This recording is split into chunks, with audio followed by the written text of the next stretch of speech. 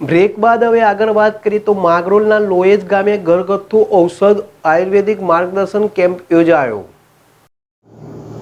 જૂનાગઢ જિલ્લા આયુર્વેદ અધિકારીની કચેરીના માર્ગદર્શન હેઠળ સરકારી આયુર્વેદ દવાખાનું લોયેજ દ્વારા આયુષ ગ્રામ અંતર્ગત ઘરગથ્થુ ઔષધિ બનાવવાની શિબિરનું આયોજન પ્રાથમિક શાળા લોયેજ ખાતે રાખવામાં આવેલ, જેમાં સ્કૂલના વિદ્યાર્થી, સ્ટાફ અને લોયેજ ગામના લોકો હાજર રહ્યા હતા।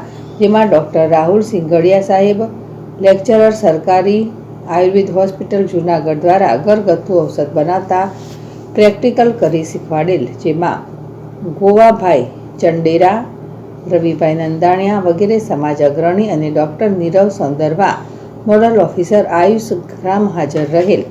આ તકે આચાર્ય, પ્રાથમિક શાળા લોયેજ અને તમામ સ્ટાફના સહકાર મળેલ doctor નિયુત Agarwal, Agravat medical officer, સરકારી આયુર્વેદ ડૉક્ટર હાજર રહ્યા હતા। જીતુ પરમાર, ZSTV માંગરોળ।